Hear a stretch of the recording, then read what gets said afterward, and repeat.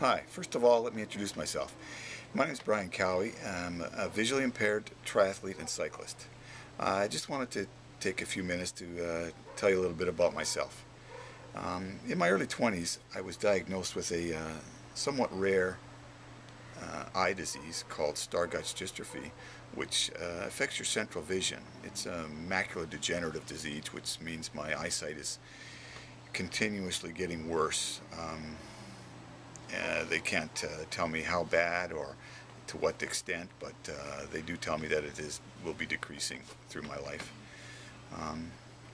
When I was diagnosed with this disease, I went through some times of denial.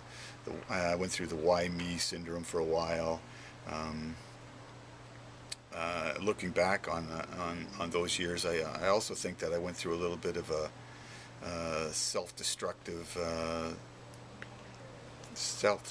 mode, taking unnecessary risks, because to me the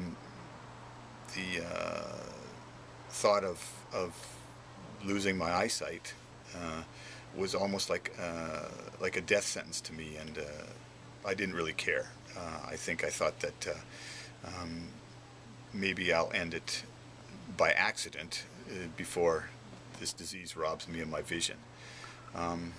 But as time goes on, you learn to adapt. You learn to get along with these things. And in 1988, I discovered triathlon.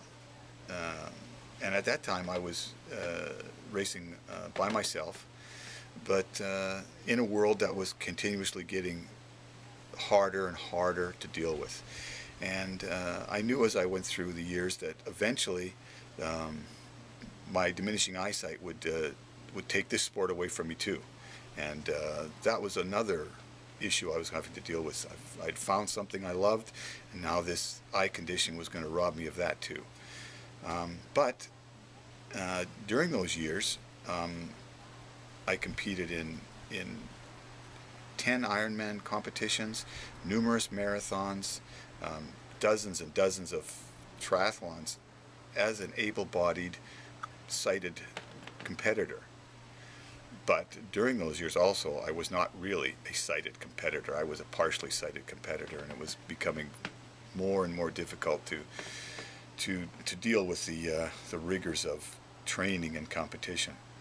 In 1996, I discovered by accident the Paralympic movement, and found that this was another avenue that I could follow, that I could compete on a level playing field with other athletes who were also suffering from a vision deficiency.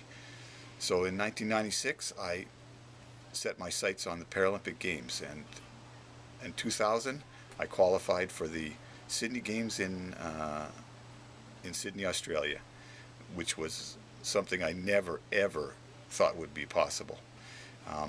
And I was thrilled to be able to represent Canada at a Paralympic Games. It turned out that as things went on, I managed to qualify for 2004 in Athens and also 2008 in Beijing, again in cycling. And also still continuing to compete in triathlon, where I had also won 2 silver medals in the, as they called it then, the athletes with a disability division at the ITU World Championships. In the past year, the International Paralympic Committee and ITU, the International Triathlon Union, have gotten together, and now triathlon is a full sport in the Paralympics. In Rio 2016, paratriathlon will be competed as a full sport in the Games.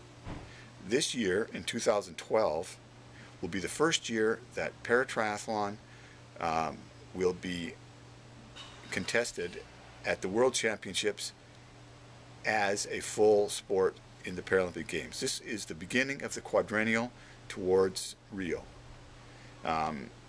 It's important to me to be competing in paratriathlon at this time, in its infancy as a Paralympic sport, because I want to be able to help all those other athletes that are coming behind me in their quest to represent Canada at the Paralympics or any other level that they want to work their way towards, whether it be recreational or the high performance level. I want to be the one that leads the way for the rest of the Canadian triathletes, paratriathletes I should say, who are going to follow behind me. I'd like to be the one to mentor them and to maybe answer a lot of those questions that I didn't have anybody there to answer for me, to help them get over some of those stumbling blocks that I had to trip over, and maybe didn't have that person that was there that could answer some of the questions I need answered. And maybe above all, the best thing would be to wear the maple leaf in Rio at the start line.